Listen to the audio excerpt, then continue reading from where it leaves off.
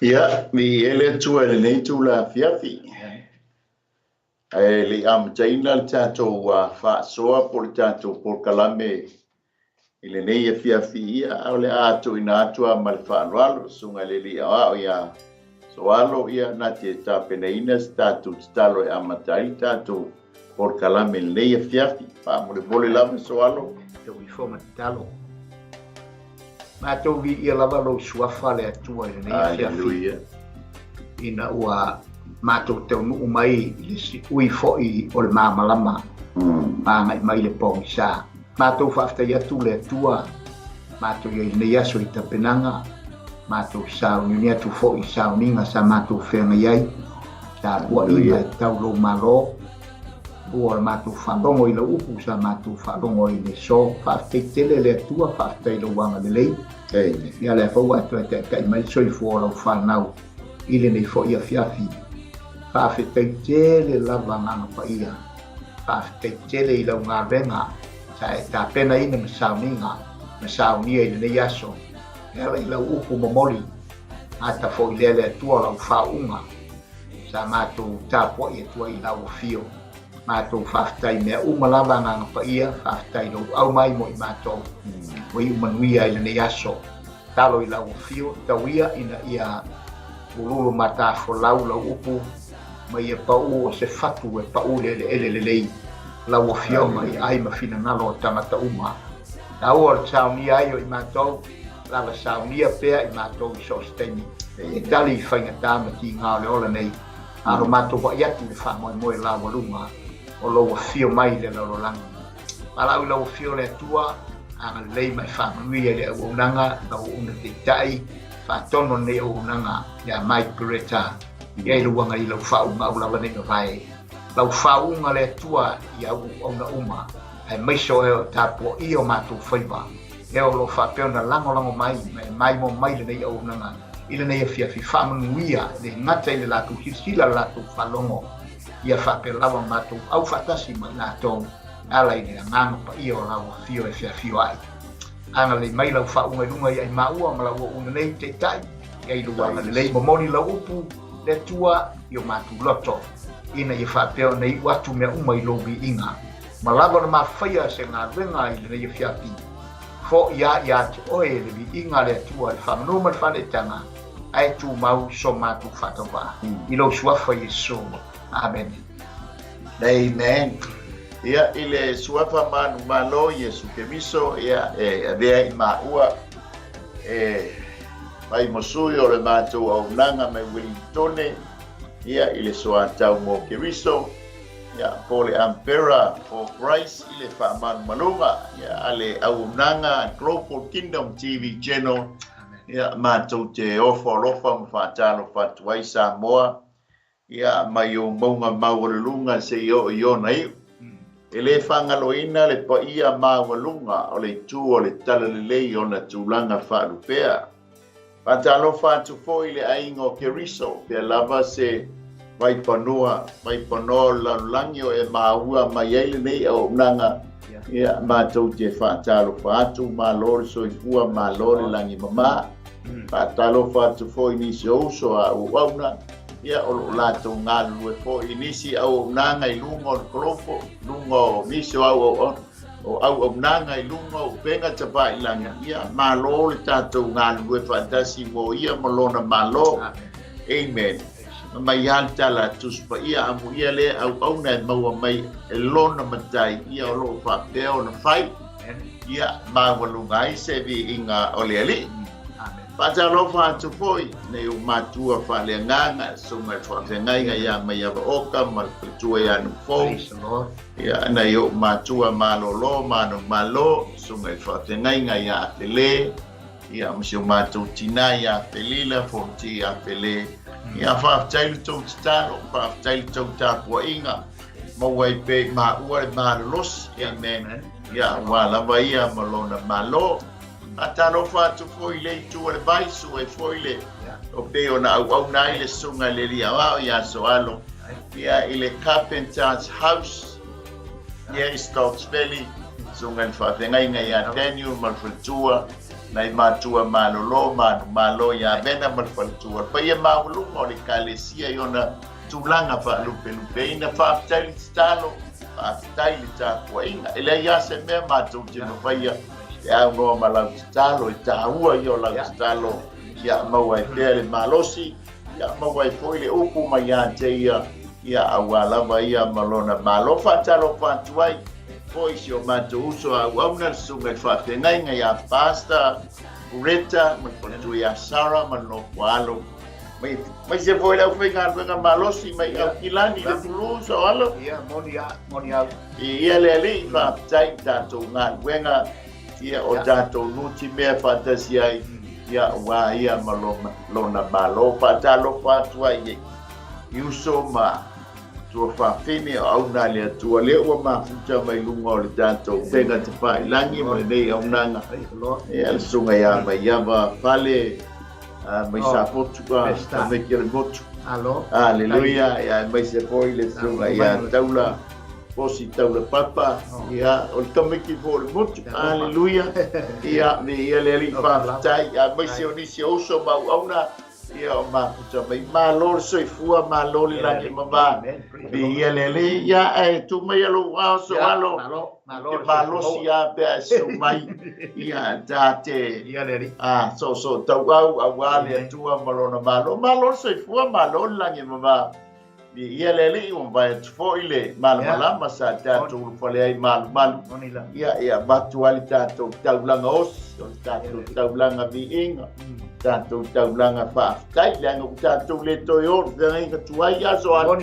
monia pena le man ia ai abela volo loto tanto loto ia esa ili mai ai le tua langa ola sa ili mai le tua ye ta kwa ia te ia le nganga man fa mau amen malo tu haleluya ya ia le tau no fa lo le wa fa tu ni ma wan fa ko anga mare ta ko mai ai ta tu tu ya me se foi lo foi ngal le tua ya me se foi kalisio e tapo io tatu faiva ye pe ne fon ne ya sapat ya bi ia le tua na foi ya ia lava se mai pa no ele io ila fa ke lo ya fa fo misin fa bi che tanga ia pe tonu lava ya o le ngango le tua one oro tu tuli tatu tai ro ilunga lava tai me tatu yai te o mi se matala ya ona tu ai lo me ton matal no ya tu fa ia le po la Ole fatalo fa mai sunga a pesta. Oi, talo wa matua e au le na wa ni ya fi palo ma. Ole tanto tu si fa tau ia na wa lunga ole tanto scream. Ia ole perfetto ole tamo Isaia. Ia ilona mata u po lima. Ia fa u mo ole fa u po fitu so. Ia ai mai nei ia tele lo fa tau tu. Amen. Dan mo ki mai matam ya. E mo moli mai ala tangi le upodeli aleluia mai patata peta wina tanto tu spectau nei pia fiso alo ia le tua ia fastai le suma te tai molo wa no te wina na fioma tua ia fa fonga mai e feita wina na fioma pa ia mo tato le nei pia se ia o pese atu i la pele o le pese i la pele i lana to vine sai la pele le to vine i le maunga lafu le mo lava na ia matua eliai ma ai ma na ia to ai fo i le vine so reka na ia fai fo i le olo i ona tonu na ia fo inai le tunga waina ona fa ta italia i le o ia fua mai ni vine a ua fua mai ai vine le anga o le nei o tau e no fo Jerusalema a to matangata o Utah ina fa masino mai ia tau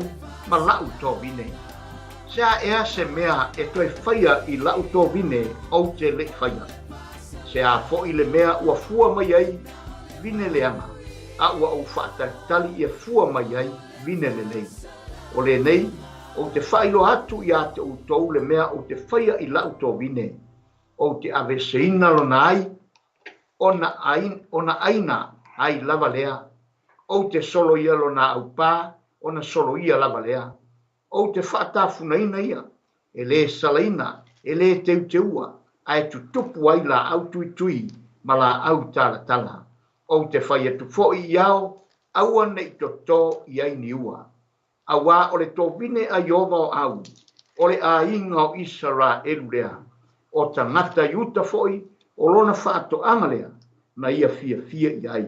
Na ia whaataritali le whamasinonga whaauta foi o le whasi tangata. Na ia whaataritali i la meo tonu whaauta foi o le uio. Whamania mai le atua e tusa mai le whaitawina o lana pionga. Ia foi pēr matu mau ia te ia lona vi inga e whama mau. Aleluia. O le tātou whasoa ni a whiapi so aloe. Whaupuina whapea o le ti ngā lofa o le atua i lana mine. Ia e tari tonu wā le tāofi o le atua o le alofa. Amen. E le mawhaia e se tasi o na adesea le afoi. Le natura le o le atua i le tangata soifua o lo na alofa. Ia ai le siu o lo na alofa o na e yor whaapunga foi le televave lo na alofa. Ia ai tele ngese lo na tosa. Amen. O masani le winga o le upu ti ngā alofa soa. Pe foi la le tātou whaitawina la na fionga. I le pangatia o le atua e pe o na iei le whai upu mua ngai le whai upu e. E tonu. Le tāpenanga a le atua i lana vine. Po le tonga vine. O le mau ma le talitonunga o nisi o skola o le tuspa ia so alo. O le tusi le neia Isaia e pe e tala noa o le wai ono sfuru ono tusi po matau po le tusi. E pe o latou mo li mau. Ia e pe o le tusi atoa le o le tuspa ia o le tusi a Isaia. O le whamaoninga o le latou tala. A mata i le matau pu mo Isaia seio o i le matau pu e tolu sfuru ma le iwa. O la e tala mai e perfeta o Isaia le alofa le o le atua. E uia na wha le tonu le lona alofa ina ua se manga sala a tamu ma eva. Aina ta pena fo ye le atua i lona lana mata sa se wha o la tanga mo le tangata e wha tino ai lona alofa. Ie pi wha pena fo i la tusi el kenese o le tusia a malaki tors furmariva ia tusi al fenga inga tuai a tato mata fo ye e pe e tau parallel fo le pe o nga tusa ma le tusi a Isaia a te tala mai fo ile mata upo e fase fulu le tusi a Isaia se yo o ile mata upo e ono sfulu ma le ono la e fola mai ile tama leo le afana mai e whaatau muina le alofa o le atua. Amen. A tātou mata fo ila i le tusia matei o se o le tusia whaalinga. E ta tala mai a ilea. I le fola mai o le alo o le atua po le awina mai o le alo o le atua. Amen. Ea, e tā pena ina ma whaatau muina le alofa le o le atua. Amen. Lea ngai whāwinga o le upu alofa i le upu eleni. Amen. A ia la le upu eleni e ta o le akape la o le alofa le o le atua i le whaatua o ia. Pe whale tonu le tangata e le mawhaia o na alo le alofa le o le atua. Amen. A olona alofa po i le o mai eile lana whaasala ia po lana sasa ia i tātou. Le anga pa mailanga tuspa ia o le tama lofa e sasa ma oa i patonu e whapena po i lalo tātou watua. Amen. E peila o na tala mai ai le tātou matau. O le Isaia le lima whai mua o le fitu. E lima iai atusi o le pese mai ai le atua i lana pele e winga i le vine. E te mauai o le Isaia e lufu fitu whai opu e lua e ora sfuru maritas. Pese mai fo i salamo e vanu se furu whai opu e vanu e ora sfuru ma le ono. O le Ezekielu e sfuru lima whai mua e ora vanu. Ma le Jeremia e lua whai opu e lufu tas. Pai mai. Wa o fo ina o toto ina o le vine so reka. O le fua e matua moni lava. Wa Pape fea foi ona liua oi i antiau. Ma la leanga o le vine ese. A whai e 5 tusi le pese mai ai le atua ilana pele e winga i le vine. Ta alofa. Amen. O le winga la o le alofa o le atua. E pese mai a, ma whailo mai. Lona alofa tau muli. Amen. Lona alofa whaatino.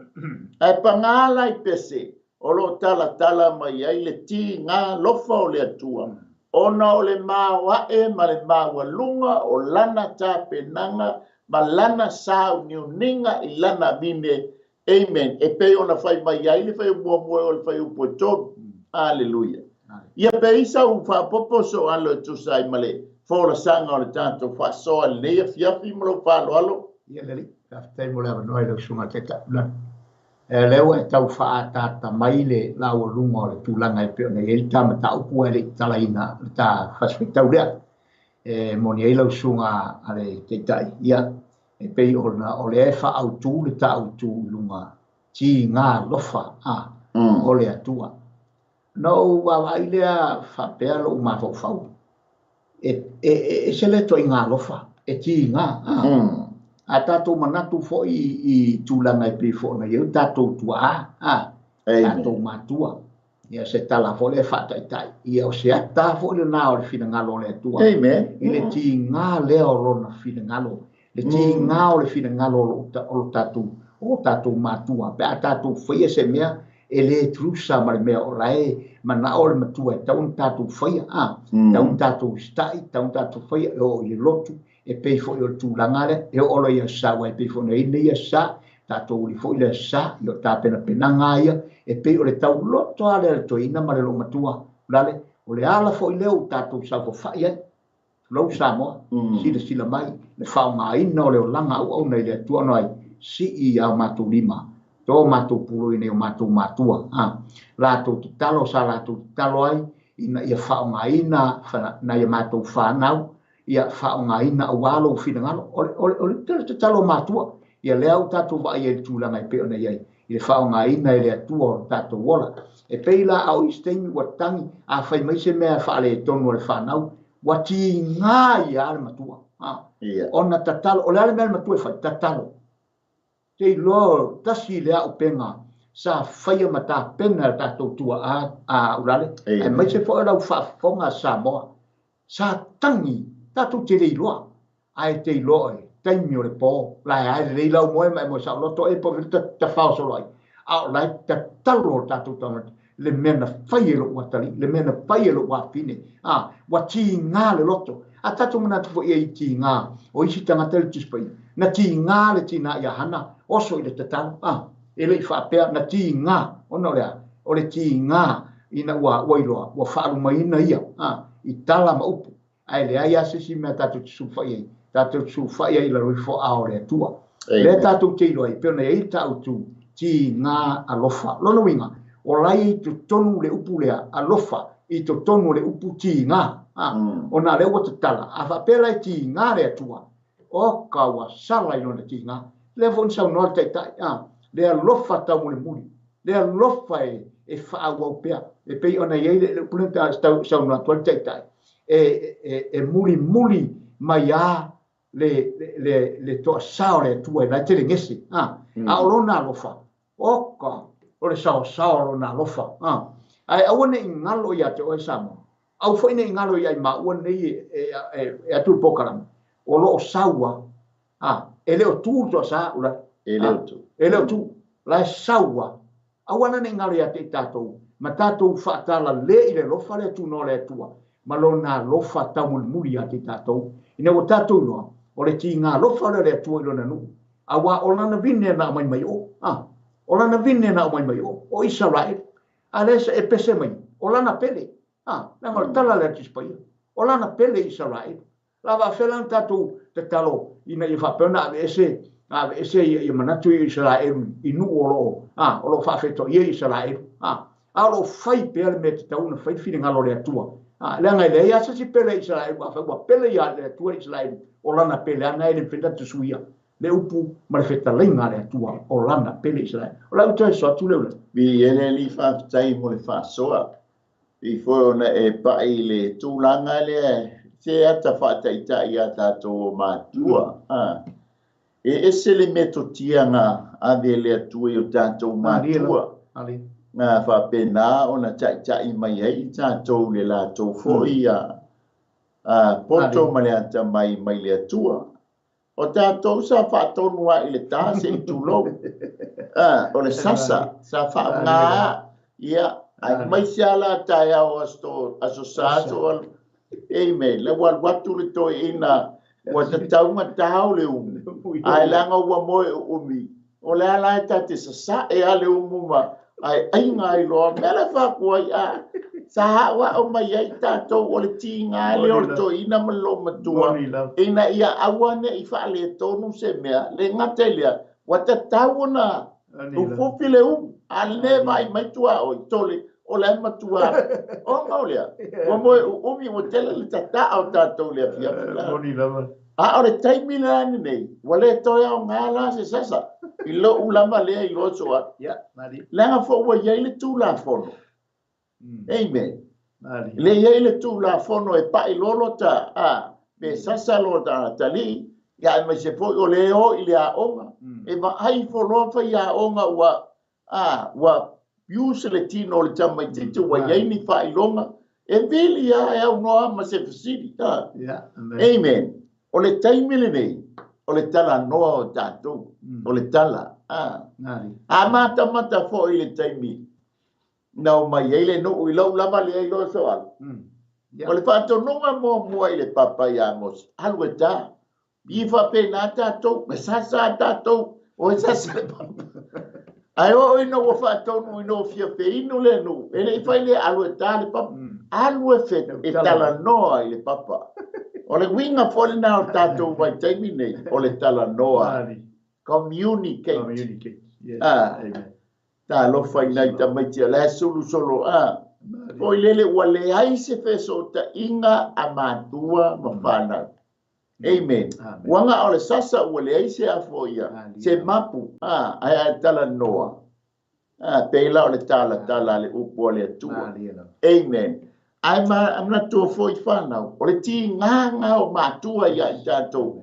Ina ia awane o tātou wola whalo lo i le lumanai. Amen. A tātou mama ai foi so alo nei mai tau. Wa le o toe whaingo fia le nei mai tau. O le whasolo atu tātou i whainga tā ma puapuanga. E leo whasolo tātou i whama. I le manuia. Se i vana ngā ua o mai le whina ngā lo le atua e ala lana si tianga. O na tātou whale le i le manuia. A le tātou te sāma vanu. O lu ngā e mauma ifo vanu. E le whapea fo i ngā o tātou sā mua le mele tupu mai ei. E se fo i le māma i atu le nei mai tau ia New Zealand ia maana por kalame maana puapuanga. O le matua tau ma tā hao soifuanga le wo i mai a tātou i New Zealand. Amen. E o fo i lai malo. O le mele tā ua le tātou fo i tau tala tuspa ia. Tātou mata i New Zealand e a fo i whailo mai. Nei mai tau le nei whaafsenga leo tuspa ia ma mea ia tutu. Nei tali tonu le i le lata mai o le fio mai o le. Kona wa, le wa tutupu ia perfetanga, i le tala noa mai o le tuspa ia. Pela ona pese aila le atua ila na pele. Amen. O le pele le o se upue, so na ave i sesi. Ele so na ave i sesi. Amen. O le matua pele i lo lotu. Sa moso alo walamba le taitasi o tātou pele. Ia po tātou tau tinonga.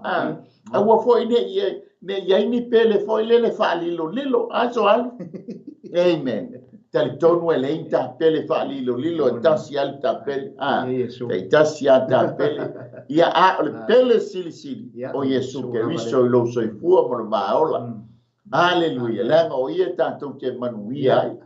Hallelujah. Alela tātou mama ai. Inai vaenga se wha. Se mai ia le tua i lana pele. Hallelujah. Pele no whai atu. O le pele, ele so ona ade tua i sesi le upu pele. o le tangata ua matua mafanafana le lua mafitana ua ave iai lou alofa ua ave iai lou atoatoa e avea ai oe mapele ia te oe a uia fo'i ia te oe amen faapena lale le tatou vavai atu i le pele a le atua ia o tatou loa uma o le nuu o Israelu leanga o le nuu na ia filifilia e fai moona nuu o tangata na ia filifilia e fai moona tangata anu o Israel ale mele mane ia soa ina wafi o maile tamatiti Israelu le o Yesu Keriso ta pena le fa'aolatanga ma mea uma a fai tatou te taliaina ma fa'atuatua i lona suafa e fai ai Yesu Keriso e fai mo tatou ali'i mo tatou fa'aolatanga ona fa'apipi'i lo le o i tatou ona avea lo i tatou mapele ale atua aisea e mafua mai i le tama lea ua tatou talia soa ia pe isau soasoani so alo ala tatou tele i o'o i vaenga ia o le tatou pasoa lenei fiafa Tese so atu ale upule pele i ia talo fai ia o telefo yo pese alo o pese ai pele ia yo pese foi tata pese ai tau ele ia sa pese sa mamala ma ia e pe o pese ana sa pese aleluia ia tau le pele ia tau la tau ia mo se sa tau fo mo pele no taloto ia e pe von tatu e tu le upule pele tu sa o se tangata la pi mai ai pi mai ate pi mai ate ita pi ate oi pe von ele so pele mo le Yesu ne fala mo lango ia e se ala fa pena vole tatu matua e ia alta mai titi pele ia tamama tina io avola tata ia pele fu te o pele tina allo matua martoina ia e pe foi le o vinga na o por pele ai o fa tu sama mai che ile ngana e mafai ona pipi e upule ana ile upule o pele ona o fa tau ia Israel de pele ia tu o ka se upua e pe ona sauna so le upule ele so mata o le upule pele e sa pele le fai me ai sa la wina pele a to mo fai mo pisi la uma le pele ala nga e se bolonga man me ia e pe volere balasi lo i ma pilika yo mala o pele la na ele pele na mata no o le pele ale tu o sa pe bona sa no dale lo sa ideale lo lengua ta lo le la aula o bini ia tatu lo Israel wa pi to la aule fa ta la au tatu lo Israel o e fa pi to ia Israel tu la ma vai le ra tatu te va ia tu ile tu la no le pesele ma le au le tu o lona fatu ato se tu lo o lona loto ato le o lana pele e fa pele ia ile tu ia peila o le winga na ia la le pe no tau tala pule pele petai weta ua pele soa amen ia le ri walu foi lo se fua ono la pele pena o male tua ilana pele o Israel ale pa mai o le matua o le alofa tinga o le atua ilana pele bola na bime walu kino el pele le tau tua ino le lo matua ia le ri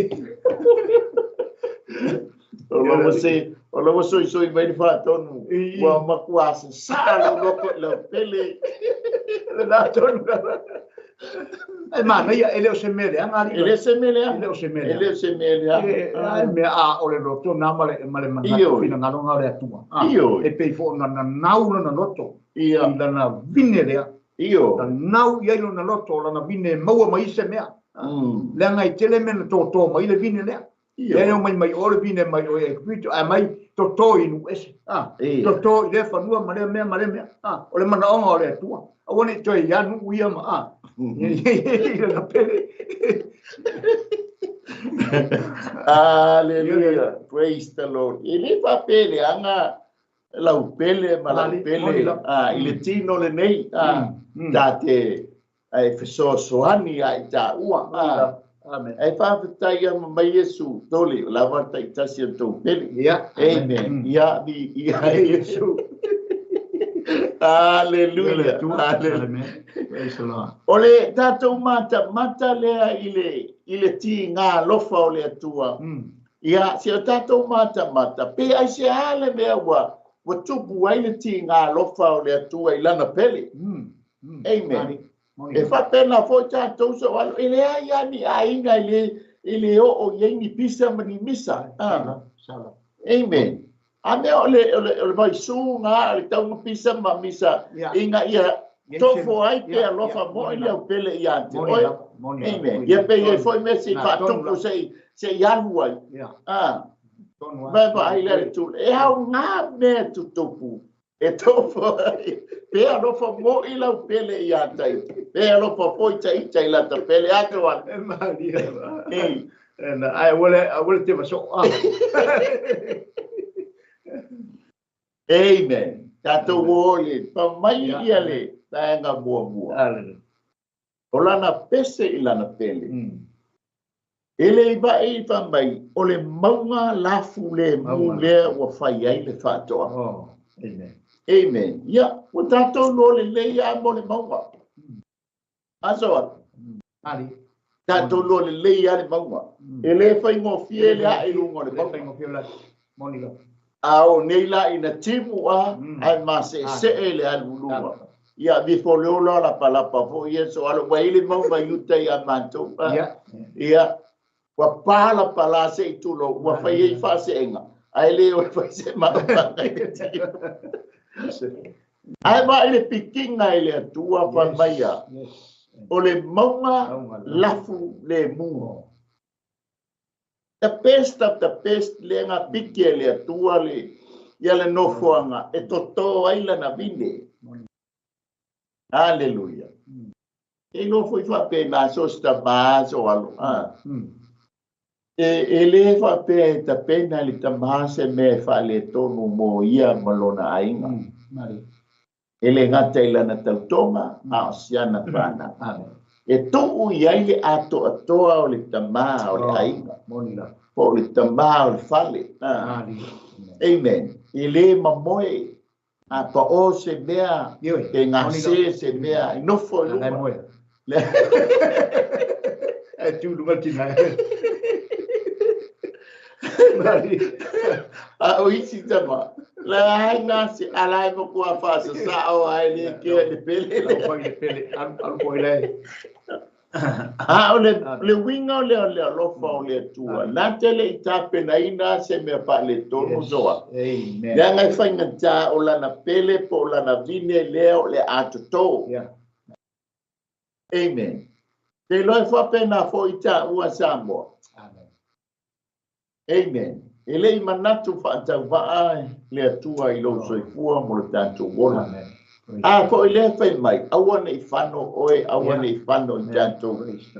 Olona malaonga ia tantu sao whanga I le ola e whamama. E ui ai na wha le tonu o tantu roi mātua ia a tamu ma ema. Ai o ia na tāpena ina le wai whea ngainga o le Mesia. Ai sea, awana ia tantu ui whawhanonga pe tau nuu le whawhano. Ai a tantu maua le ola e whamama. Amen. Mai lona ma walunga le foi pese mai ele tusia a Filipi. Amen. O ita tou sai lona manatu po lona fina ngalo. A o iai o iai lungos o le Santa Ulo. O oe ma Samoa sai lona loto po lona fina ngalo po lona ma po fal. Amen. Wa o ti nga ya te ia ona olea. Manatu ti ngā lofa I lana pele e iai oe ma. A le piki wha mai o le maunga lafu le mue le ai ama se mea e a whahaina I le whatoanga. Lona lua, mai ngā umanga piki o le lauele ele, o le whanua lafu le mu, o le ele lafu le mu, whai lole marpa. Lele winga o le pa, o le pui puinga, o le pui mai le tili, pui mai po alama se me afa ai nai le pele. O lana pui ngale ua mafua ina whaipa. Amen. Te no foi fa pena oe le tama ai mai se foi tina. Hallelujah. O le tātou te talo i le atua ina ia alofa mai pui ma lambea ia tātou whana. Amen. Pa whiu ia santani i le atua e lole iop. A koe hanu wai luma pa mai se iopa kango e ave ese pāla le si o mia aila wa wauna. Kango e ave ese. Amen. Ba aile maua lunga o le fina ngalo le atua ya te oe sa moa mai tātou. Ona oe maa o lana pele. Amen. Te lo le toto Yesu ke viso le fai ma pāpu puni o i tātou mai lima o le ti Apollo mana au. Amen. Hallelujah. O le maenga lo na tonu. O mana fai le pā. Suoto sina loa e hau ese le maa. Hallelujah. Alu lo na malosi e suoto sinai leanga o le winga leo le fai fato. Anga i tawa na suoto sina le lau ele po le fanua. Au ese le maa ai tatia ma ya na o le pala le lei wa ready mole wa savia mole toto ina o le bine. Amen. Leo le hata leo le nganga pa ia po le atua. Hallelujah. Ia me fa le tonu wailo soifua mo le tanto wola. A lona toto. Amen. Vai le pele le ale atua o Yesu ke riso nafio mai lalulangi. Hallelujah.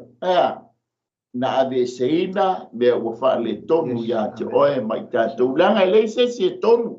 A fo le fa mai tala tuspa ia wanga sala tangata umalava mo le o ai le vi inga i le atua. Praise the Lord. Ai o le tamale ilona tongi o laina o i tātou e awala ilona maliu. Amen. Amen. Ea, e abe ese ai a tātou anga sala. Ia o maa ai e whamei whai ma. Whai ma whaalawe lawe lau tāmu enga mo le tātou tātou tulinga. Mo ia malona malo. Ia kaisa wha popo so anu. Ia lari, maa nei a tele mero tau iula. A matamata tu le picture. Ia. O te mana tua ana i o tātou tua a e peifo na tā amata ina mai i tātala. Ia. I nai o tātou mātua. Mātua o mai fo o tātou mātua. Na tātou mata ma tātou ma ai to ai le lātou ngā renga. Ia. Fi tāna te tunga mai lātou. Ona o lea, o se manuia mo tātou whanau. O lea la angai mai le whanau. Na tate wawa ai atu molo tā lofa. Tō pō se ngā renga. Vai atu I me le ono ngā lui ai, e te vai atu le punou. E te vai atu le atoa o lona loto e tuu iai. Aisha, ma natu a lofa I lana whanau lea. Mai mai. O le la ngona la leo le tua. Ti ngā lofa la leo o lo tato tua pena e sau naulan. Sau nia, vai, ele ngata ina whai mai. Na matua ave o le maunga lafu le mu. Tele me la fule mule mama. To e eli ao ma o me sa fai o tatu sa mata I tato te mea ma ai ai tango yo la tu lima. Ame ese se sumu. Stu low sa moa. Ame ese ao se mea to ai ni mea. Ina ia ola mai. O se fanua ia fa la fule mu sa ngole muina. A wasiana fanau. Le ngata ina fanau. O e tupu mai fanau ana fanau. O le ngona na yo tatu tua. Le ngona foi leo le tua. Na yo foi ele isina elia. Oina elia. Elia le tua. Fa mai nei matua elia. A tatu manatu la ta fa sorpito Israelu. Ele ai ni tangata sidi na malosi. E pe o yeta mata. A tu le ni sina fa mai istangata. Na saule tua ele. Sik. A tatu manatu la il malosi le na tu ele tua. Oina nga lui. Oina nga lui fatas. Oina tango whamalosi di ma. Oina tango whamalosi tino tangata ia. Toi ina. E oi toi ina te vea tuli malosi. Lea tua la te elifatas. Lea tua la te puno no mga lue fatas. Pero nasa ula ngona ula le nea fiafi. I ele. I longa ua whale tonu le tangata. Amen. A matai na o na tau mo whaile atua e ao ese le whale tonu le. Amen. O mai a ina ua uru whale Stonewall o ai kupito I ale nu. Amen. Whāselau anga i whāselau tōsku te usanga. Moni. Peno nofo ai. Alai mante tu e lea tua lana whea ngainga lea. Hallelujah. Hallelujah. Amen. Na toi tango ai a de ese a maa ia na mafuai o na whale tonu. Ai toi tango toi whatuina mai lana whea ngainga. Yes, Lord. Ta pena moai whauru whale i kanana. Amen. Ele i tu, ele i moi loa lea tua se i tu lou lea tua. Ono lea. Langa fo le pele lea tua sa i lona loto o lona nuu. Amen. Langa o lona nuu e tauna ui mai aile de whaolatanga. A wā oe le tangata o nuu esi.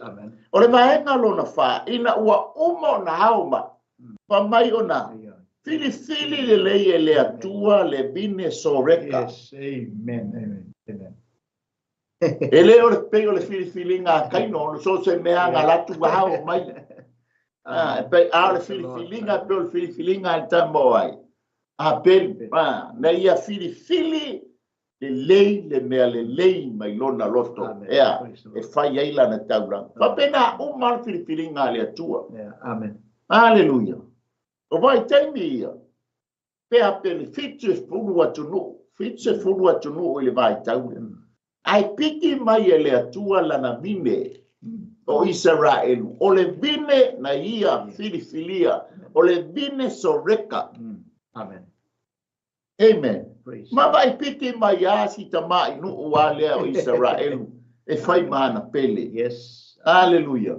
E fai mona nu. E fai mona tangata. O lana whea ngainga. Amen.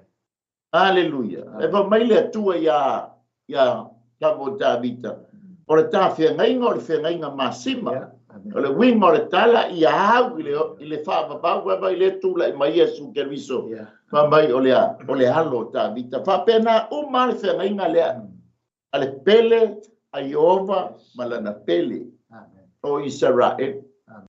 Ai ka pena foi ele atua le si ana pele. O le halo o le atua a wā oe le tangata o nu ese. Amen.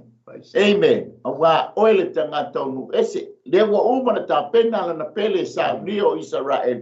Ai ta pena lana pele o yo le halo o le atua so i kua sawia. E sa ili le tangata o nu ese. Ina ia tuu tono le manuia le yailo na nuu o Israel. O le mahenga lo na lima. Amen. Umana piki mai le vine soreka. Hallelujah.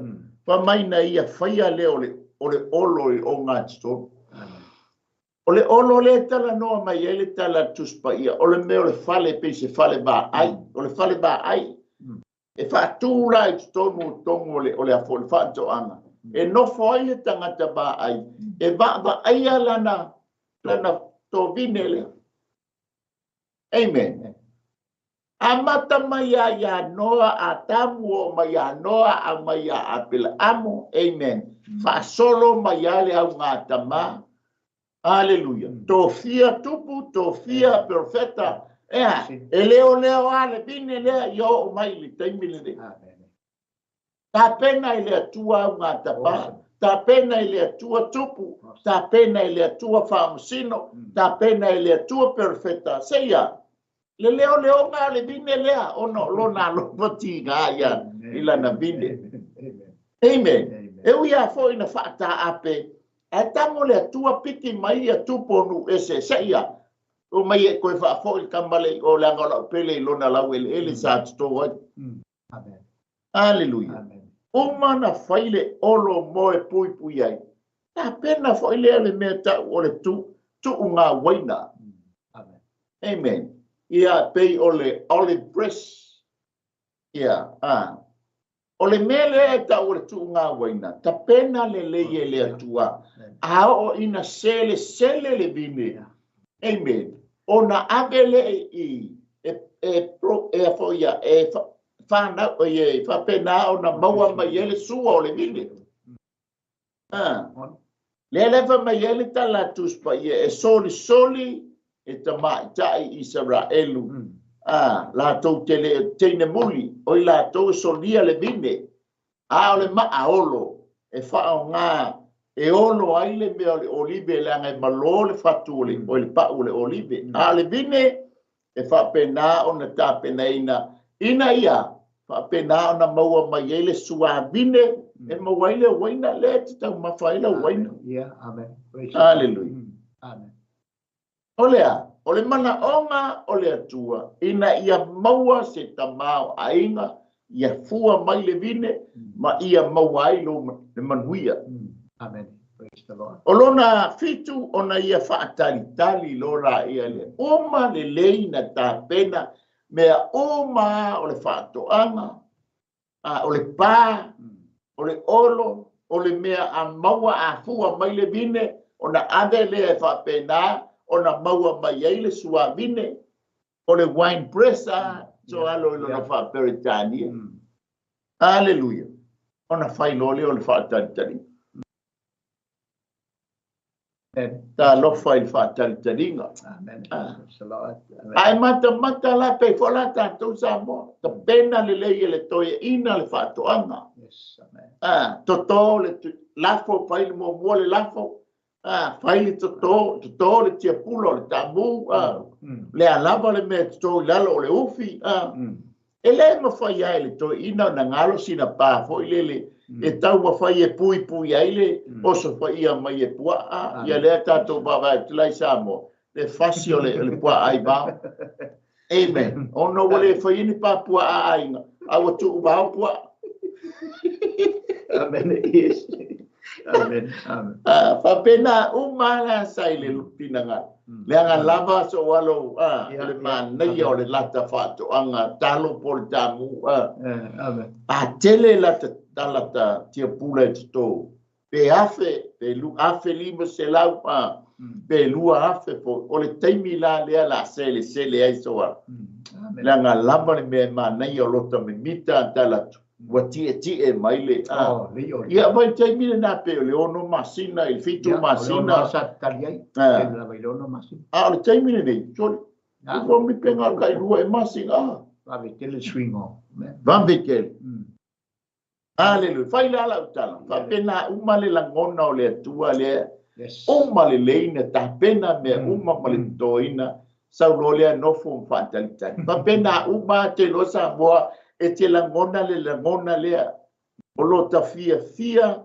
i la tababa yatu i la tafato anga le a foi e afel te pula le la ta sele ina e ta te me mita la ka i o lo to te kele pe isa baba mo so alo vi eso mana le faso le te no wa tanu le fatu le tam tau tulanga e peo na yaile tulanga o le vine le tua por pele le tua tato manatu ale e ta o e peo na e sau no la le ia sau ni ai foi ma totoina ma fai ai le olo o ngatuton wa na ta mai e lono winga le foi la e peo na e sau no so se fatto anga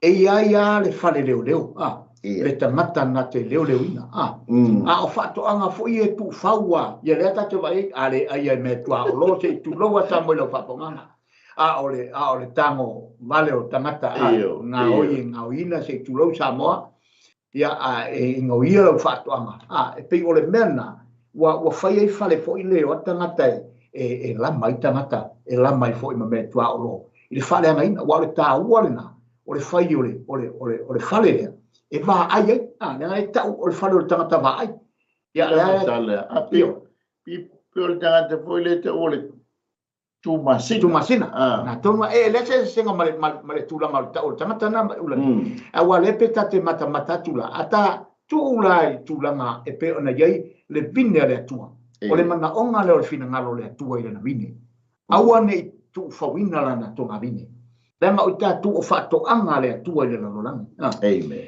le ai na au le au vai le au fai nga renga so se kale sia posisto so se ko nga to vine e ilo na taita e ilo ni tanga vai la na te lo la na te mata a fuar vine o kal fio ayo o tanga vai tanga vai vai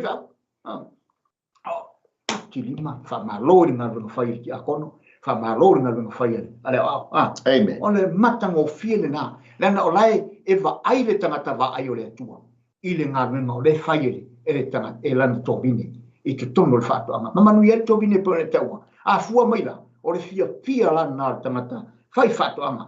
Whāpe nā fo'i le whira ngalo ni Yesu. A tua. A fua mai o. Tu lau Samoa, lau whawhonganga. Oka. Ori a ngeru le lang. Ori le whira ngalo le tua. Ona, ua fua mai. Ua fua mai. Ma ua ola lana vine. Sātu ina mai.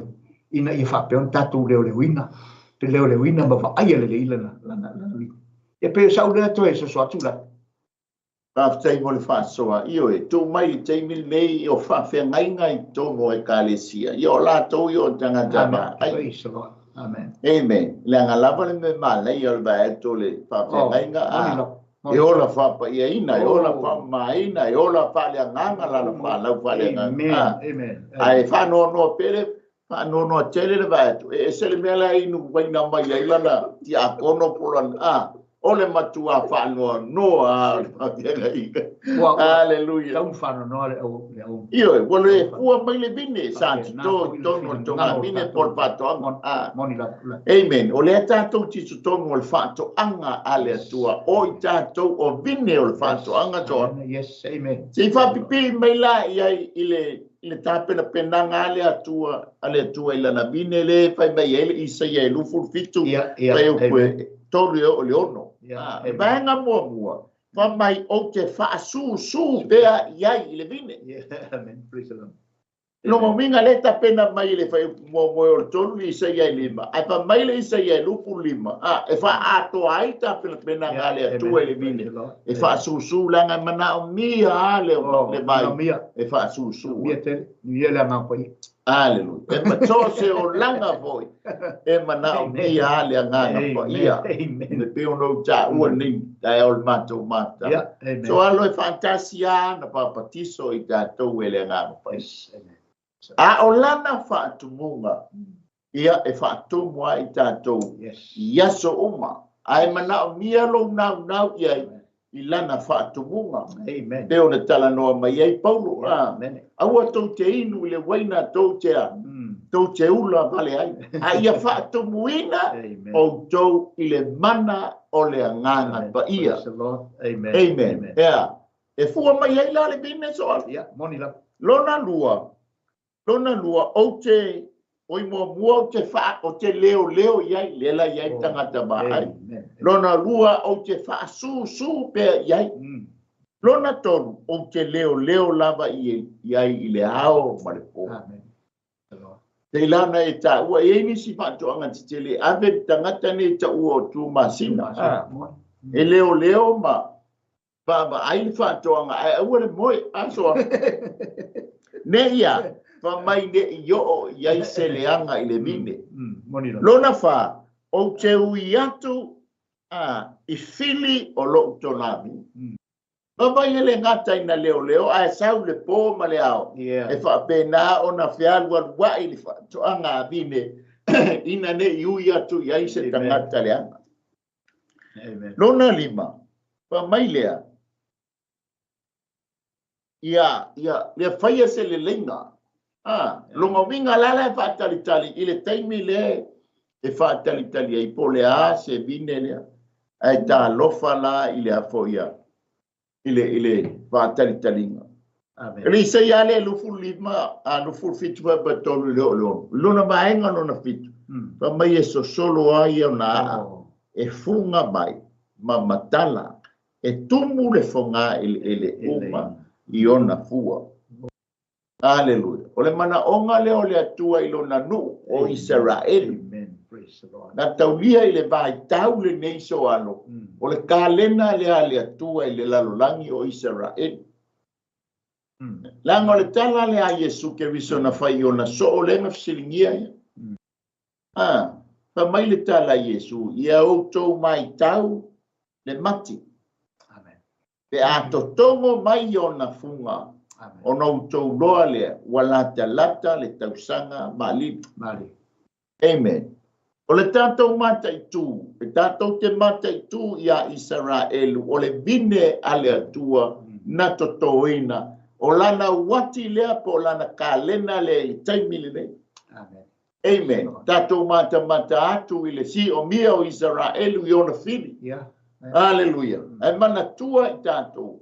O i tatou o Israelu. Whaapi o. Amen. I le la. O le tatou o le la. Whaapi o le vile moni. Ona oi. Ona o Yesu Keriso. Amen. Tatou vai lele vai nga le lona lua. O le tatou matau. E te maua le whai upu e, tolu ma le o lea ua, umana to tō le vine. Vai ai fua mai lana whaatali-talinga, tā lopa le vine so reka. Ua le fua mai i le fua le lei, ai ua fua mai i fua lea. Ona fesili lo leo le atua. Le fesili ai le whai upu le tolu ma le wha. Pa mai. Soli. Pamasino mai ia te au. O le ale mea o tupu le tō vine. Po le vine. Pataulia o le fesili o lo tala noa i le whamasinonga. Samoa e iei le whamasinonga ale atu. Amen. O i tātou o vine o le tō no le whātou anga ale atua. E iei le whamasinonga le whātaritali le atua. I fua o le vine. Pe fua mai fua le anga. Vine le anga. Po vine le li. Aleluia. O le fesili lona lua. Se ase mea o te toe whaia i le tō vine po le vine. O te lei whaia. Yuta. Wa whai uma mea uma. Le haia ma se mea le i tāpenai. Ai tā lofa o leu te nau na watu ia fua mai le vine so reka i fua le lei. Ma le mātango fie. Ale wa fua mai fua le anga. Te vine le anga. Ai mata le savalinga mai a Israelu e anga i mai kanana. E le i whai ngō fie le lātou savalinga sa leo e Iova. No fo i le i to tonu. Pambai le whaalong ta tā. Nga oa ina ua whaata whea i atunu uese. Abe le vaenga to spulu i oi asuria. Ai ave le si to lua i Papolenia. Amen. O le whaasalanga le whaatu i ai langa ua. Whaatali atu ai le mai se tala e fia inga o tala e whaanono ai. Hallelujah. Eba ai e ui lava ina whaanonga ta. Ai, tā pena po ele atua pa mai i okay. La ave o tau walama se fitu tau sanga. Ai se i wha malolo le whanua lea ta o suo tau sinaina. Amen. E to i aile si vine. Hallelujah. Ele se si vine. Ele ai, ele i wha pēna whanau maile kalesia e replacinga le vine lea. Le ai. E le se si nate to e sui tūlanga i le vine a le atua o Israel. O Israel wa o le vine a le atua. Ai o le tamaititi Israel na whanau mai le whenga inga tōpou. Ina ia maua le la le anga lea. A wha le tonu mai le vine lea la le vine. Ona sui tūlanga lea i le la o le vine vao. O le tangata ua natalia ina le vine whaapele pele lea a le atua o Yesu Keriso. So on. Amen.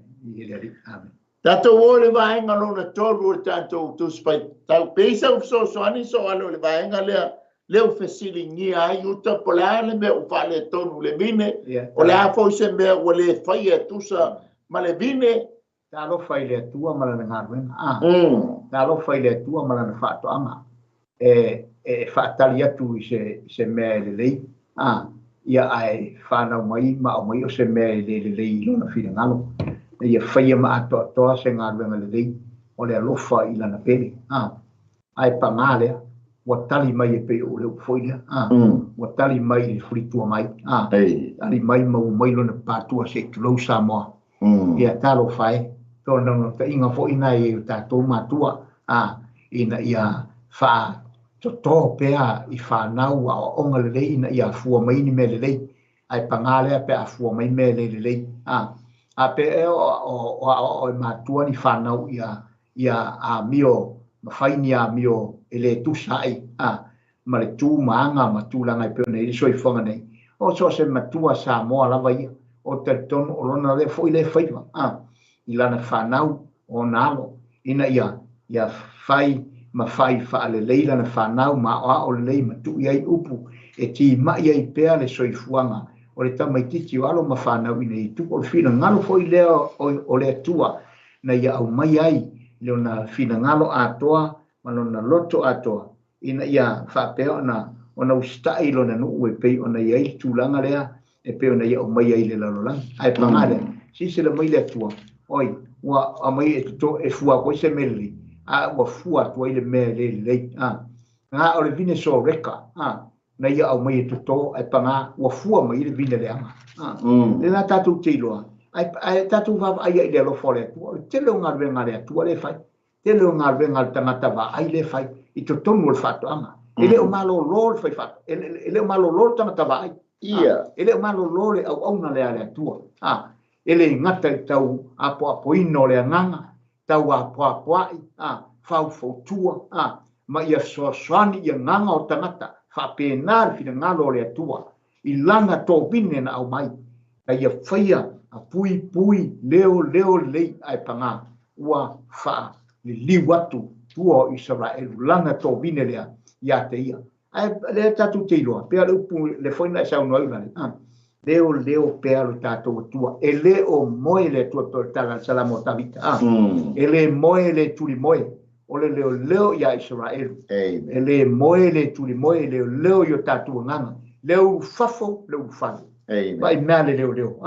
vai male tama vai vai male ale tatu tua le foi na pele leo atato momoi po oi na leo to la wapi la wangel na te leo ila na to vini i ele i va pena foi tono tato ngan wenga fita au na le tua amen so mai fa fe ngai yes amen te tono ele se fa fe ngai e fa pena ona isana leo sana ma moe po sana bini e fa pena ona fo i le lalolangi ma fo i tua tulanga uma fa pena ele mawai fa manuia nga le tua ma le mawai le ola fa ba o lona le nau tainga e pe ona nau ta inga le tua i lana bine amen ai vai fesili i tangata ia so le ole me o tupu le bine fa pena uma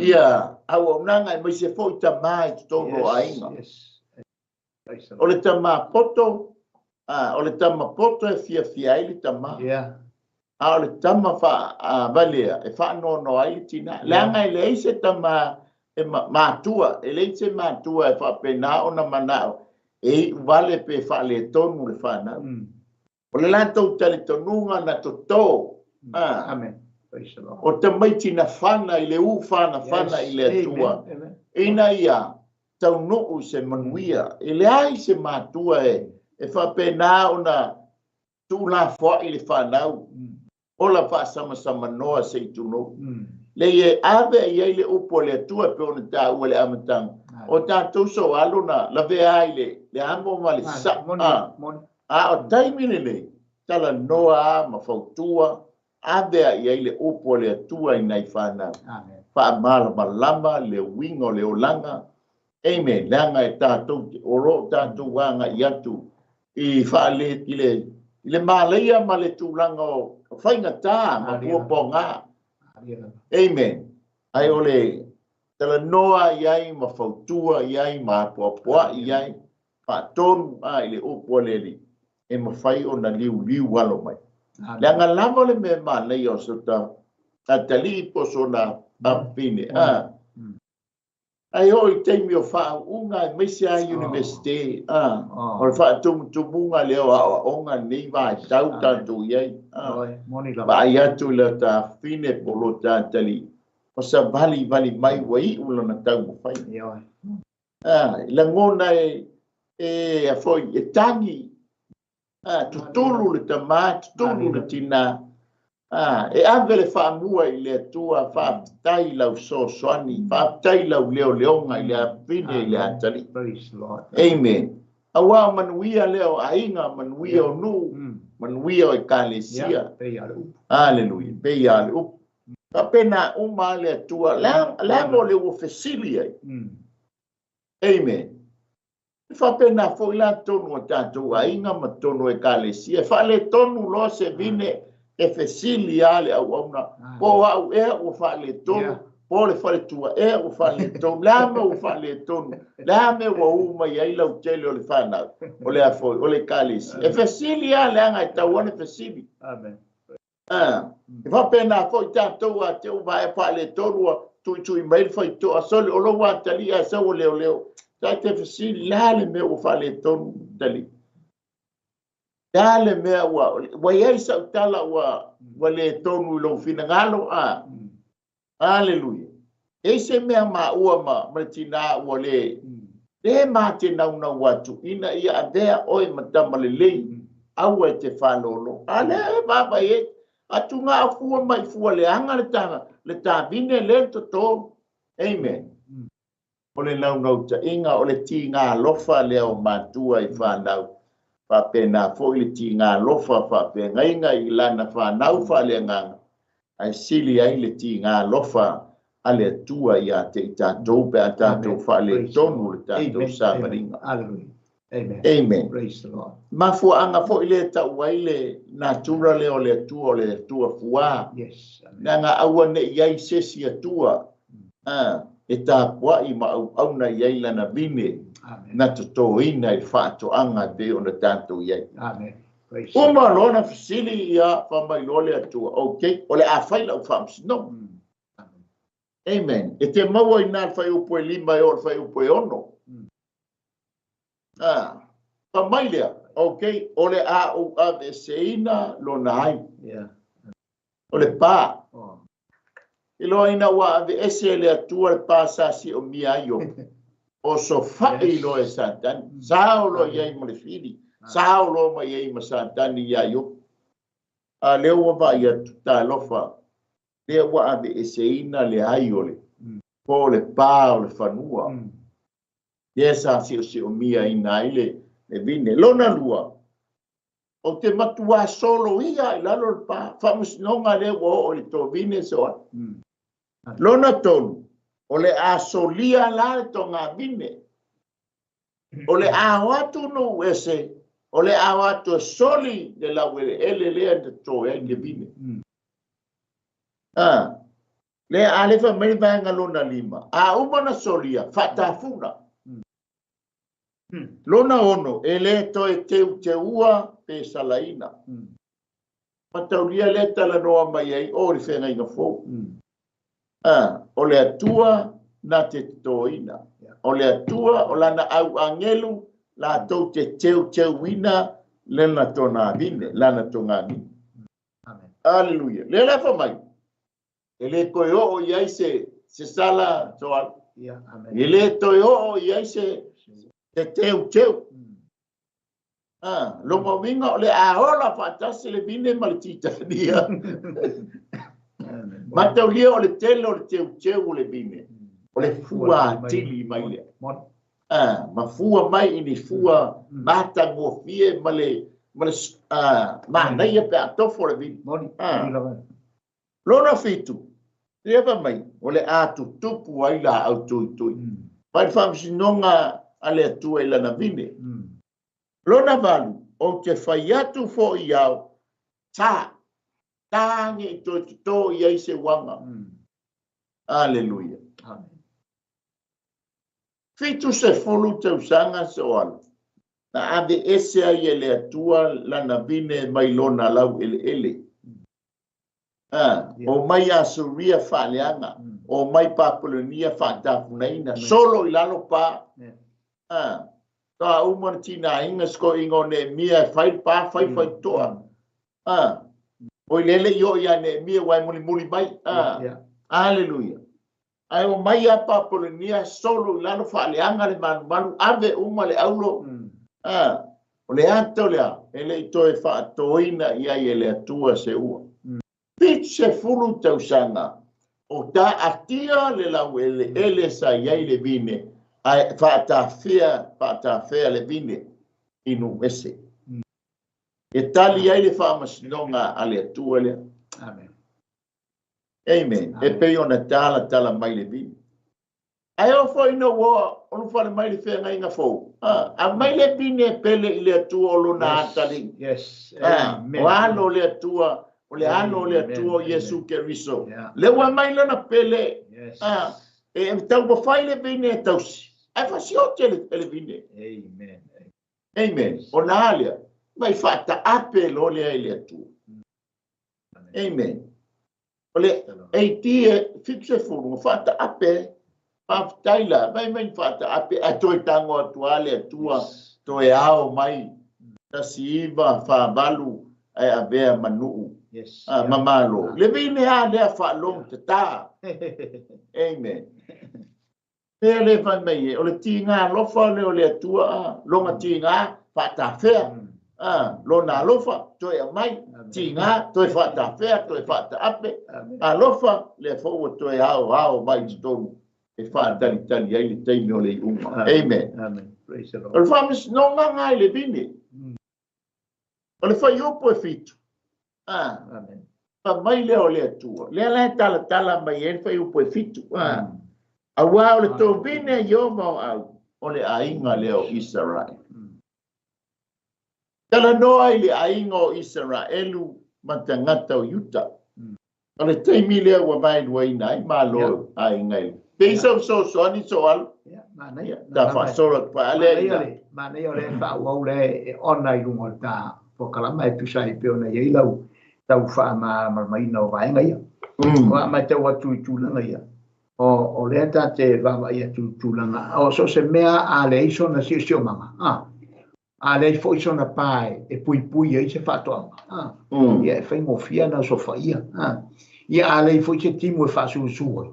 Pose vai e fa su il fatto e ola le io ola no inga fa ola fa la tan e ola me volen pe mo fa mai la e pe o tu langa nai e tu langa e ata vai tu lono le weta ua la ta lo foi le binne le tuan au mai ina wa au mai ile la rolangi le nei o le ase men fa ile tuan na ave se umai le tuan whaatanga ina le tua mea umai.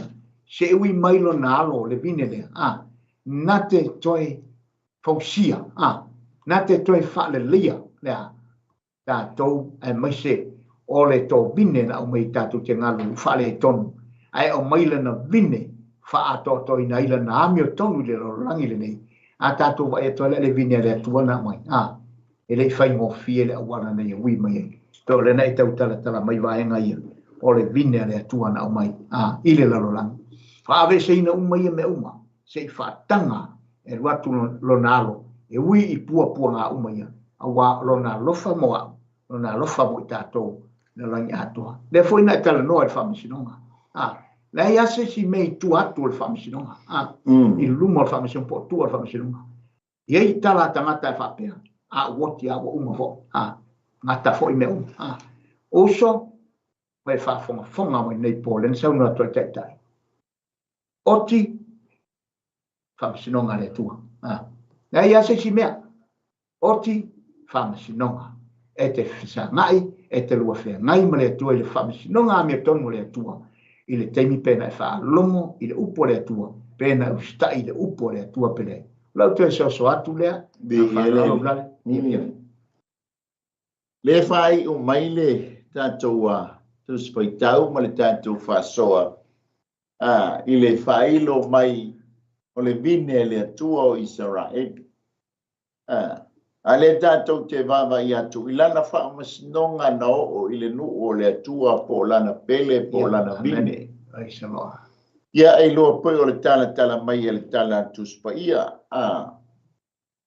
tila mo e fitu lua tasi na whaata ape aile i tu ainga o Israelu i asumia. Le whaatau nuina, le whaata punaina. Amen. Ma whapena o no o i le fili. I le bine lea lea tua. Lona vaenga lona lua tila mo ono na fata fea ai tu ai ngai lua I Papua Pena mata ua fixe fulu tau sanga. O le fata fianga e fata unu ina I whamasnonga ale atua I lana vine o Israel. E tau mai la ia tatu. A whai e pele le atua lona nu o lana vine. Aia I tau. E iai le whamasnonga ale atua ia te oe moa. Langa lima whamasnonga o le ta ua mai le tala tuspa ia. Amen. Ele tasi se whamasnonga. Hallelujah. E lima whamasnonga. Le whaaui ai e le atua le lalolangi. Le lalolangi. E iei la oe ma ua tangata o nu ese. Ai whaaftai I le atua I lona halo o lana pele I lona finangalo. Na amaia I le lalolangi. Ai sea. Wale fua mai le vine le ana, ka moe le atua o Israel e fua mai e sona vi inga. A lefa mai e suke viso. O le a ave ese mai la ia te oe. A tu ina atu I se nuu e maua mai e so vi inga. Amen. A lenga ave ese nga whaata ape alu ye suke viso I le langi. O le ti a fixe furu e whaata apelo I. Amen. Ai sea, se I maua se avanoa o le tangata o nu ese e uru fale mai ai I. Ai le saule nu ese po le kalesia e sui tu langa ia Israel. O le I o mata o le atua o lana whengainga o Israel o lana pele e toe fo ia. Ai o le mesa I le finangalo o le atua. Amen. A whai wale maua maiso na vi inga I lona nu. O na tā pena le atua le tangata o nu ese. Amen. Ina ia maua mai ai sona vi inga le ngata foi le. Ia maua si avanoa o le tangata nu ese. E uru fale ai I wha manuianga o le bine lea po Israel. Ai a mai le pele a le atua. O Yesu ke viso lona suafa. Ina ia. Paola ina le la leo le bine bao yei oe mau le tangata nu ese samu. E leo le loto e leo se tapua inga. Aleluia. Aina sau I le tangata ua salamo ma whaatua leanga uanga sala tangata umalava ma ua leo o aile vi inga I le tua. Amen. Ma fuanga lea e na toi foi ma yai ia maua se amanoa. Leanga na fasiotia isa iuteia le tamaititi le halo le atua po le tamaititi Israel se tulo. Haua I loa le avanoa o oe mahau le tangata o nu ese ea ia avea oe mavine I totonu o le whaatoanga a le atua. Amen. Voi le afio mai Yesu ke riso le whenga inga fōu. Ai mata atu le awali le vine. Le nau le fua le vine. Ai wha mai Yesu ke riso. O le la le fua le vine. O le atua o ia o le tō vine. O ha o le vine moni o tō o la. A iai la le fua. Mai le wa. Mai ngai fa speso ia Israel o le vine atoa. Ai a mai ia Yesu ke riso. E maua lo wa noa o le la. Amen. Praise the Lord. E le fua lo le la o le vine o le nu o le atua. A de ese loa. Ai fa pipi atu ia le vine la o le vine bao. O oe maa o le tangata o nu ese. Se ta maua ai fa manuianga a le atua. Ia Yesu ke riso o ia o le vine moni. Aleluia. Whaftai ai le atua. A tala noa mai isa ia. Amen. E whatatau umala na tala I lona nu. Me uma le ana whatau nu wina I meo. Ai mata le vai tau nei soan. Le awa amata, walewa na amata o na whaile bala awa le atua. E toe whaafoi uma le nu o le atua. I to tonu lona lau ele ai le ita lona taimi e a fio mai e. O le tatou te iaia le taimi o le alofa tu no le taimi o nu ese.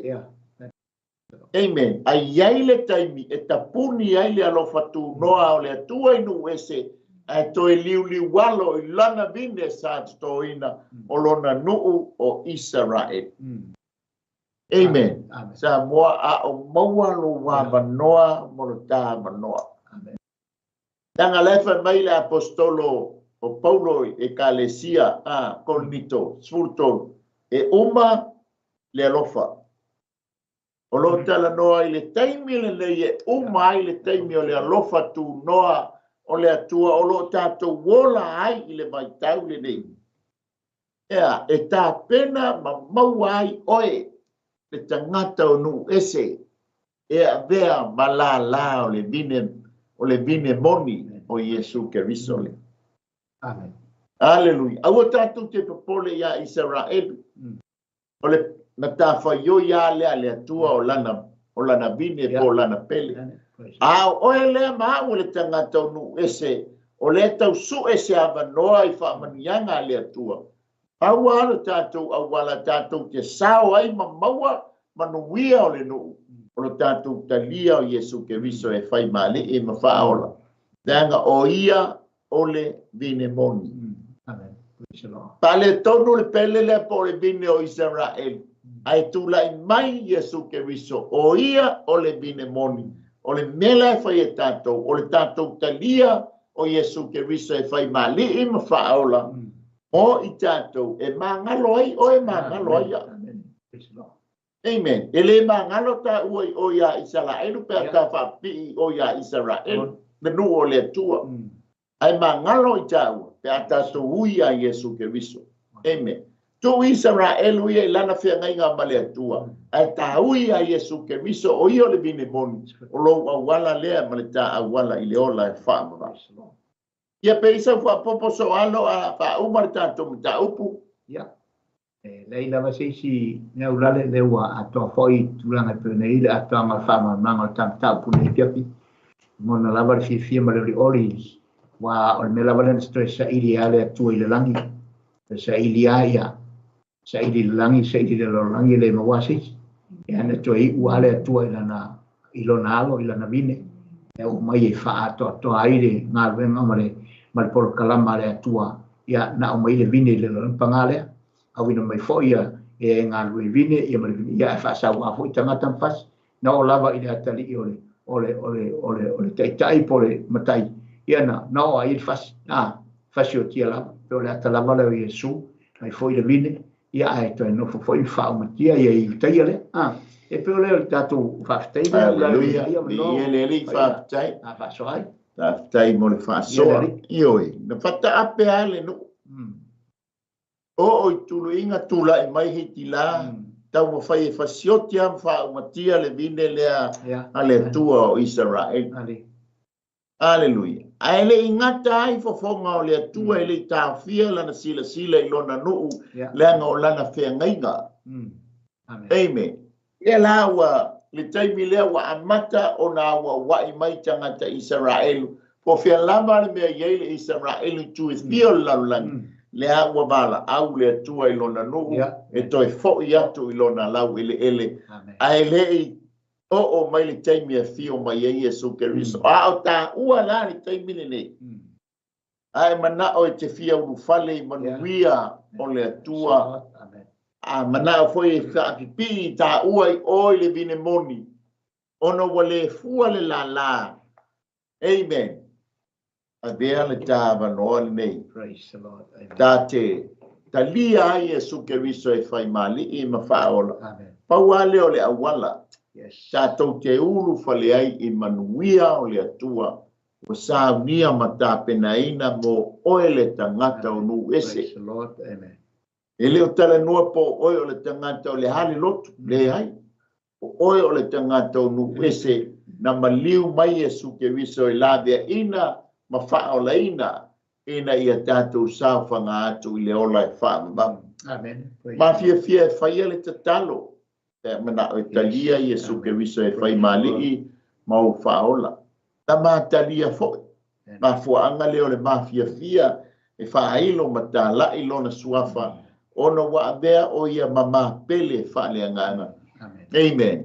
e mo wai lo tātou sauwhanga i le ola e whaavavau. Amen. Ai mana o la e talia o ia e whai mo wali i mo whaolo. Mawhia pia whai te talo, ai whātai mai upo le nei te talo. Praise the Lord. Tātou wipo ma te talo. Whātai tele ai Jesu i lau upu le nei e fiafi. Whātai tele lava Jesu i lau upu le nei e Wa fiafi. ou lo ai, Vai, o hau o le tangata ngā sala. wa o le tangata ang sala. Ma le maua se avanoa, Le maua se avanoa, e maua ai o manuia. maua i o manuia. A ua te tala atu lo loto i a te oe Jesu. A wa te talatu lo loto i a te o Jesu. O te whai ai oe mo wali i mo whaola. Au te whai ai o e maua i mau whao. Whātai tele Jesu i lo talia ina o au. Whātai tele Jesu i lo talia ino a au. Ma whaamangalo ai a ua ngasala o malama. Whaamangalo ia o sala umalama. Ma bea ai o au Jesu.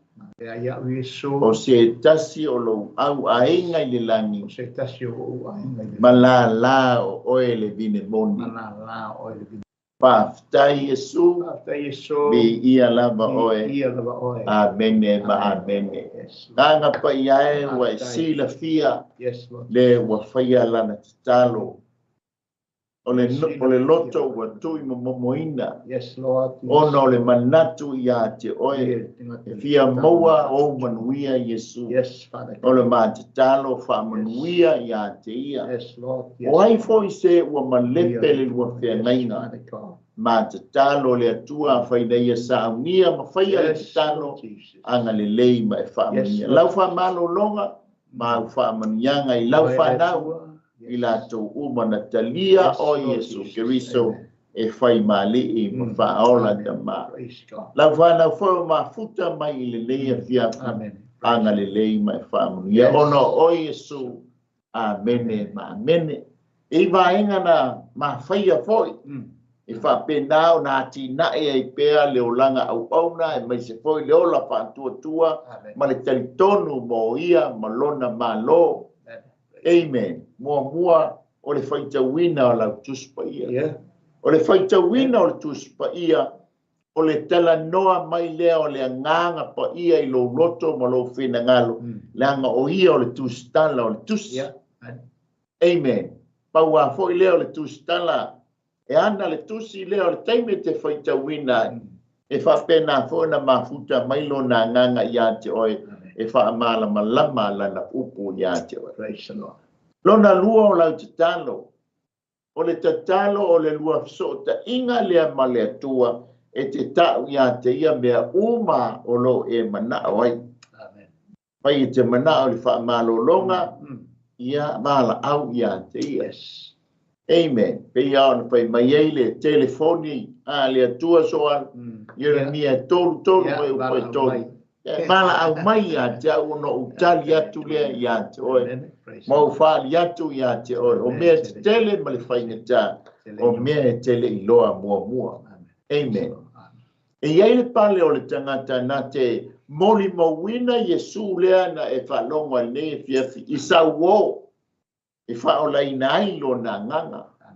Amen. Lea le taime vala au mai ei le atua o tanto wo. Pea si tia fo i tanto. E mawala le pale e tau o le pale o le ori. Yeah.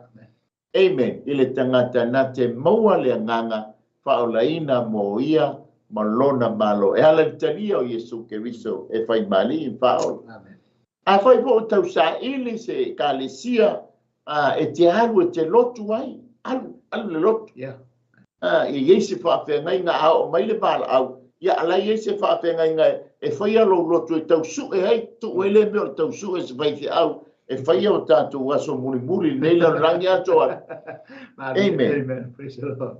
Awe le lotu te kale sia o au hao ina haile upo le atua. Praise the Lord. Lau nga ina haile upo le atua. Whai au nga ina haile upo le atua. E vea foile na au ona. Amen. E fe soa soani i lo o langa mua i le upo le atua. O le lua maafutanga maleli. Aleluia. Whataritali le i le atua. Awa tātou te whātalitali, le whātalitali e fua mai le vine, so reka, fua mai fua leanga, ele fua mai vine le lei, au vine leanga. Hallelujah. Alau whātalitaninga, I le taimi e fio mai ei lo wali I molo whao. Praise the Lord. Samoa, ia o le tātou au nanga na nei e fia. Amen. Amen. O nei ia manoa, Praise the Lord. ma ua fo I tala o ia ua a mia se tasi o usua au auna. Tonu I lo whawhia ngainga po wa I le kāle si ai pata mea. Ia moli atu ale nganga wha ma whanawhana I ai ngalua. Ia ai mai se fo I le kāle si ai pata mea. Oi, I leo pata mea sa wha se tulo sa wha. Ia I ai le wha ma whanawhananga le tua. Yeah. Amen. Foi o ainga mauso tu whawhine. Ia a mia le tua I se tasi oso. Ia whafonga mai ia. Alo whangia wha ma whanawhananga le tua. Yeah. Ia te utou. Amen. Ia lo whangia le li. Ia matu le nganga o wha ma whanawhananga. Amen. O Yesua ana ia whetalai. Amu ia e whanonoa. Ia awai wha ma whanawhanaina I lātou. O le tātou awala le tātou te ui ai. Pe te mana o iai. Pe ma te le mana na o iai. Pa mai paulo. Pauale o le awala tātou te o ese mal nei lalai. Ai tātou wheloa I molo tātou wali. Amen. Praise the Lord. Amen. Nai fo wa umana ta pena Yesu. Amen. Le oti mo tui umana fa man wa umana fa umatia wa manu malo ai le li. Ya fa tātou te talia la pe o le talia ina e uso matua fa pene le li I me fiafi. Aso a Yeah, moni lama. Hallelujah. Praise Ele the te Lord. me vala au mai e Yeah. tu e fa tuina I tātou. Amuia le oti. Yeah. Oti o ya keriso. Amen. Awaya. E mo fo toi Exposed. la tau. Ona alia. Ona liua leo I tātou. Ia ma tātou whailoa I lai. Nā fo se tala wale tau tamali sa moa. Ia e matua atu lava Amen. ina. Praise the Ale Lord. awa unanga. Ina ia whaialo na whina ngalo. Awa na I whano I tātou. Yeah. Ai e tātou maua leo lai whaama. Ba. Praise the Lord. Amen. Ia te whaatalo whaatufo ia. Whaaftai atu I tātou sponsors. Whaaftai tele ai tau pito na au. Amen. Whaaftai atu fo I uso matua whaafina le aingo ke riso. O mafuta mai le leia fiafi le tātou a por kalame. Ia a e fina ngalo rofa. Ia share le tātou por kalame. Ia o le tātou ngalo inga whai whaatasi lea. Mo ia malona malo. Praise the Lord. Mātou whaaftai tele a le atua I la upu. Alo whangia fo I lau whanau. Na la tau taliaina o Yesu e whai male e ma whaola. Anga le lei ma e whamanuia. Whamanuia I se o mātou atono. Lava o maua mai le nei au o nanga. Nisi fo teimi fo to a lātou maua. O e lava o le atua e te whaafei loai o lātou mana. O e lava e malia ai o mātou mana o e mele le uma. Whamia I lawa o auna ia mai mal whaltua ia Sarah man no whalo. O uso fo I ma au auna matua whawhine o ngā lulue au kilani.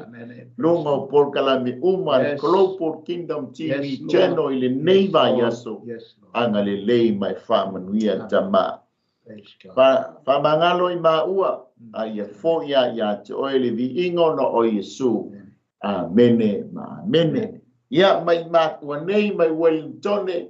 Ia mā te whapia atu manuia le nei a fiafi.